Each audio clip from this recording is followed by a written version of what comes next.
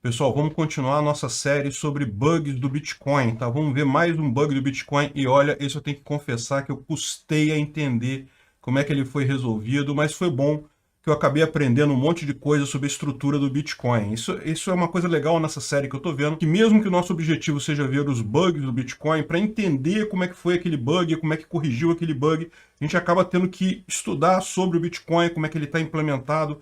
Então isso é uma coisa bem interessante mesmo, né? Para quem está chegando agora na nossa série, a gente está fazendo aqui no nosso canal uma validação de cada bug do Bitcoin, de cada CVE que já aconteceu no Bitcoin. São problemas passados, coisas que já foram resolvidas, ou quando não foram resolvidas eram coisas que não eram importantes de serem resolvidas, né? Não era problema sério. E a gente dá uma olhada no código do Bitcoin para ver qual foi o problema que teve ali, como é que ele foi corrigido e tenta usar isso como uma maneira de melhorar a nossa forma de escrever código, né? A gente quer fazer código mais seguro, é sempre importante aprender com erros do passado. Já dizia um professor meu, né? Quem não aprende com os próprios erros está fadado ao fracasso. Quem aprende com os erros, com seus erros, pode ter uma chance de sucesso, mas vai apanhar muito na vida. Agora, quem aprende com o erro dos outros é a melhor situação. Você não chegou a errar e já aprendeu com o erro. Olha que maravilha. Então a gente vai olhar aqui o problema do Bitcoin e vamos tentar aprender o que a gente puder com isso daqui, né? E só lembrando que o Bitcoin é um código muito bom, tá? Embora tenha esse monte de erros que a gente está vendo aqui, esse monte de bugs, é um fato que todo código, todo sistema tem bugs, e o Bitcoin, ao contrário, é um exemplo de sucesso, é um código que está aí, funciona muito bem e todo dia tem gente querendo quebrar ele e não consegue. Isso é a melhor prova do sucesso dele, de ser um código extremamente seguro. Isso também traz para a gente uma vantagem, que a gente vê bugs que não são bugs usuais, são bugs realmente difíceis de acontecer, né? Bom, então hoje nós vamos ver o CVE 2013-2293, então foi um bug que foi descoberto, na verdade, em 2012. Se você olhar aqui o histórico de conversas aqui, histórico de conversas do pessoal lá na Bitcoin Talk, que é o fórum dos desenvolvedores lá do Bitcoin, na verdade ele foi identificado em 2012, mas foi reportado para a equipe do Bitcoin no início de 2013, e foi corrigido em fevereiro de 2013. Em 2013, você sabe, o Bitcoin já tinha uma rede grande, já tinha muita gente usando, ainda valia relativamente pouco, algumas centenas de dólares. Ele, em 2013, no final do ano, ele daria um pico grande, chegaria a 1.000 e poucos dólares e coisa e tal, uma grande subida de valor, mas aqui ele já estava sendo bastante usado, já era muito parecido com o que é o Bitcoin hoje, um monte de gente usando, exchanges e coisa e tal, enfim. Bom, qual que foi o erro que foi identificado pelo Sérgio Lerner aqui? Eu entendi que esse cara ele foi contratado ou se ofereceu para fazer uma validação de segurança do sistema, então ele reportou vários erros nessa época, né? E vários deles foram corrigidos. Teve um erro, o 2292, que a gente viu que não foi corrigido, porque o pessoal da equipe do Bitcoin entendeu que não era um ataque razoável. Esse daqui foi corrigido e é um ataque bastante sério. E basicamente o que consiste nesse ataque? É um ataque de DDoS, de Denial of Service. Desculpa, não é de DDoS, é de DOS. Denial of Service, que consiste em você fazer uma transação que usa como base outputs de transações em vários pontos do blockchain, de forma que, o que acontece? Quando o nodo recebe uma transação, ainda em memória, ele tem que verificar se aquela transação é uma transação válida. Então como é que ele faz isso? Ele fazia, na época, em 2 estágios. Ele primeiro pegava todas as transações de entrada daquela transação, né? Então lembra, o Bitcoin, como é que você faz uma transação no Bitcoin? Você aponta transações UXTO, que são transações em aberto, que não foram gastas ainda, e essas transações você junta elas e cria um output final, né? E aí você manda para o endereço, coisa e tal. A questão toda você faria uma transação maliciosa, tá, para fazer esse ataque, em que você colocaria como input várias transações lá do passado que já foram gastas, mas que estão em pontos diferentes da blockchain. Isso forçaria o Bitcoin Core a ir avaliando, carregando o blockchain em vários pedaços da memória, até conseguir carregar para a memória todas essas transações, e aí no final ele ia jogar fora, porque ele ia descobrir que já tem transação que já foi usada. Mas como ele primeiro carregava todas as transações para a memória, para só depois verificar se aquelas transações já tinham sido gastas ou não, isso você tinha esse problema. A C-Transaction, que é a C-Transaction, que é essa estrutura aqui que tem as informações, repara que ela tem um V-in e um V-out, né? Então, quando ele ia processar essa transação para verificar se ela estava correta ou não, primeiro ele dava um fetch para carregar as transações de origem de cada V-in, para poder saber se essas transações tinham sido gastas ou não. Então ele fazia isso numa função chamada fetch inputs. Essa função não existe mais. Se você procurar aqui a ctransaction, não tem mais nenhuma função fetch inputs, e a gente vai entender por quê daqui a pouquinho. Isso que eu apanhei um pouquinho, porque na verdade eles mudaram a forma como eles armazenam essas transações, então mudou toda a forma, mas nós vamos entender isso em seguida, né? Então você já havia antigamente uma função ctransaction fetch inputs, que simplesmente puxava as transações do banco de dados, da blockchain, para você saber se aquela transação já tinha sido gasta ou não. Aí qual que é o problema? Você faria uma transação que é maliciosa, né, com coisas que já tinham sido gastas, mas apontando para vários blocos ao longo da blockchain, de forma que o tempo que o sistema levaria para fazer isso seria muito grande, porque ele ia usar muitas transações em disco, tá vendo? Muitas transações de disco para memória, justamente gastando um tempo enorme para carregar esse troço, assumindo que o arquivo de blockchain é um arquivo grande, coisa e tal, daria um trabalho para ele carregar. Em determinado ponto ele faz a conta aqui de quanto tempo levaria para fazer isso num disco com 7.200 RPM, lendo 1K de bloco a cada, não sei, 12 milissegundos, não sei o que lá. Isso poderia levar um tempo bastante grande e carregar a memória. Então isso poderia acabar atrasando aquele nodo, e pior, isso seria um ataque se, por exemplo, um botnet, né, ou seja, uma rede de DDoS, agora é DDoS mesmo, porque se tem botnet e DDoS, é distribuído. Vários nodos começam a mandar transações maliciosas para, por exemplo, um minerador. E aí o que acontece? O minerador ia perder tanto tempo fazendo a checagem desses blocos, né, que estão carregando do disco e coisa e tal, que ele ia acabar ficando offline, ele ia acabar perdendo o tempo para poder fazer a mineração do bloco em si, e com isso ele ia acabar sendo atacado. Ou seja, você poderia usar uma rede de botnets para anular um minerador. E lógico, isso pode ser uma coisa real, porque outros mineradores adorariam tirar do ar um minerador, porque lógico, diminui o hash power da rede, dá mais chance dele acertar aquele hash power, dele acertar aquele bloco, né? Então é um ataque, é uma falha de segurança séria, que poderia ser explorada dessa forma. Então, como é que seria isso, né? Ou seja, um atacante, eu sou um minerador, eu sei que os meus concorrentes principais são fulano e beltrano, eu crio uma rede de botnets, um monte de nodos fantasma do Bitcoin, só para começar a inundar esses caras com transações ilegítimas, que requerem eles pegar transações do passado para poder fazer aquela verificação, e daí demora muito, eles perdem muito tempo com isso, e com isso eles acabam não conseguindo gerar o hash do bloco.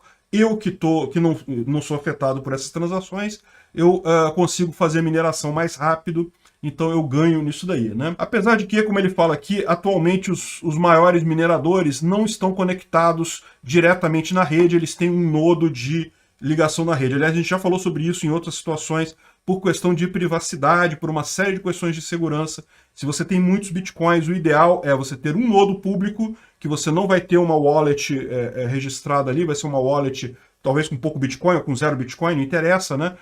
Ou seja, você teria um nodo desse tipo aqui, rodando, né? Então ele está rodando aqui, mas aí eu teria um outro nodo que eu configuro ele nos parâmetros de entrada para só conectar com este nodo aqui, e esse outro nodo meu é que tem os bitcoins de verdade meu, que tem a grande quantidade de bitcoin, né? E no caso do minerador é o nodo que faz a mineração, tá nesse segundo nodo, que só conecta com esse nodo aqui, e esse daqui tá ligado na rede.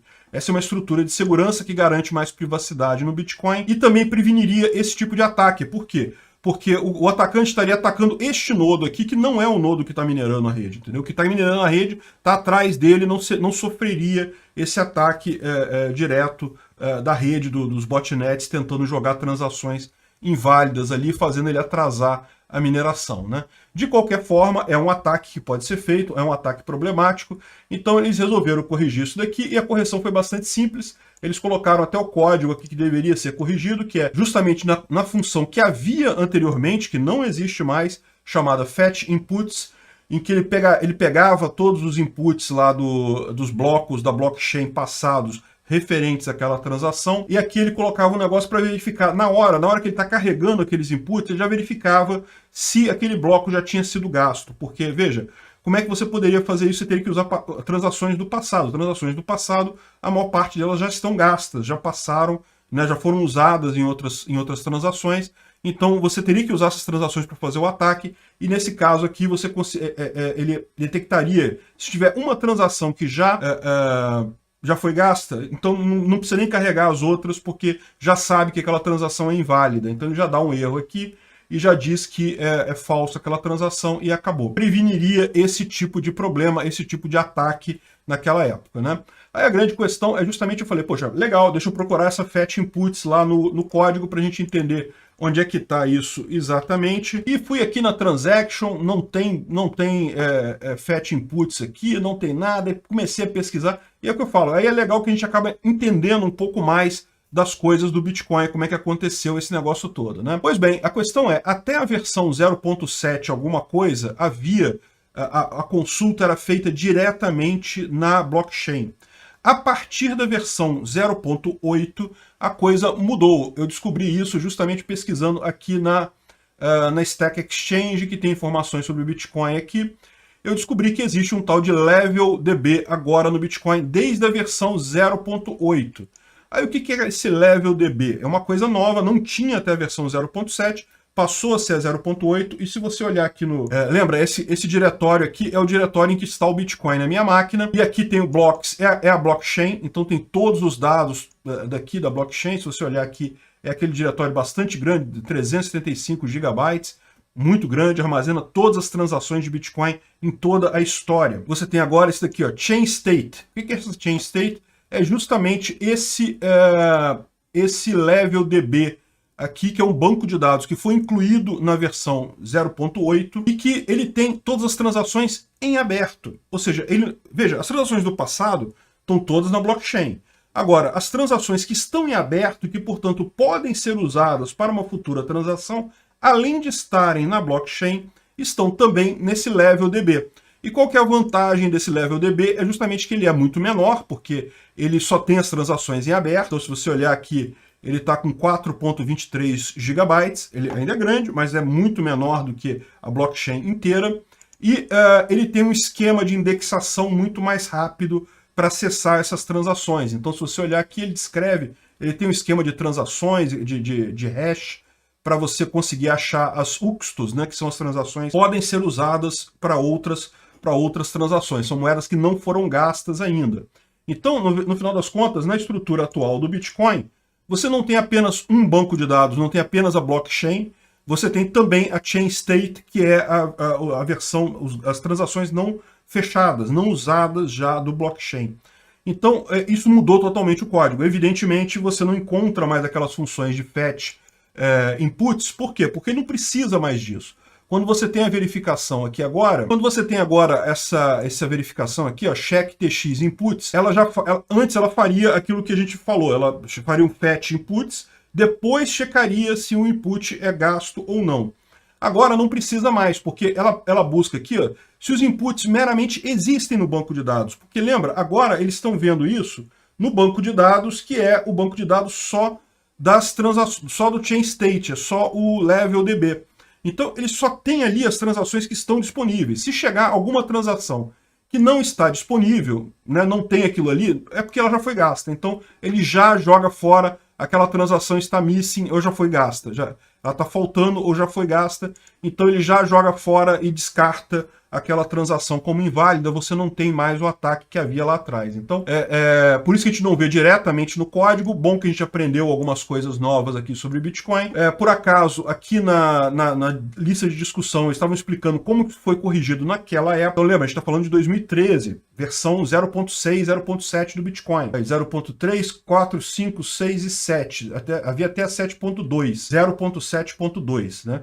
Então, naquela época, eles corrigiram com isso daqui. Só que depois, mais adiante, quando chegou na versão 0.8, eles fizeram um refactor completo do código e incluíram o LevelDB, justamente para agilizar esse processo ainda mais, né? Essa coisa já foi corrigida, já foi resolvida há algum tempo já, está corrigida já. Então, aqui é a 2293, que já foi corrigida. Eles botam 99,99% porque falta validação de alguma coisa e tal, mas na prática já está corrigido. Para que a única que não foi corrigida foi a 2292, a gente falou sobre ela no último vídeo, mas também não é nada crítico, né? E, enfim, vamos seguindo em frente aqui com essa correção. Bom, que tipo de dica a gente pode obter disso daqui para o nosso tipo de sistema? Aí que tá. Esse bug é um bug típico de sistemas descentralizados. Não é o tipo de coisa que você teria problemas num sistema normal, centralizado, que é a maior parte dos sistemas que a gente desenvolve, né? Se você tem um banco de dados, se você tem um site, alguma coisa assim, ele é centralizado, ele tem um servidor central. Essa questão, esse bug aqui realmente é alguma coisa que afeta sistemas descentralizados. Por quê? Porque envolve um nodo tentar atrapalhar o outro para ele ganhar uma vantagem na rede. Então, não é bem um problema que seja comum no nosso dia a dia, né? Embora esse tipo de coisa não seja totalmente impossível, né? Você imagina, se você tem uma loja que vende laranjas online, né? E tem um outro concorrente seu que também vende laranjas online, é uma coisa boa para você tentar derrubar a loja do cara, fazer um Distributed Denial of Service, um DDoS na loja do cara, porque se a loja dele não está vendendo, os clientes vão procurar, vão tentar comprar laranja lá, não vão conseguir, vão acabar indo na sua loja de laranja online e vão comprar de você. Não deixa de ser uma forma similar de fazer esse tipo de coisa, mas certamente esse tipo de problema de mandar buscar na blockchain, não sei o que lá, esse erro é muito específico do Bitcoin mesmo. Então, e aí fica a dica, né? O que acontece muitas vezes, falhas de segurança não são só aquelas falhas genéricas do CWE, aquelas falhas genéricas do CVE.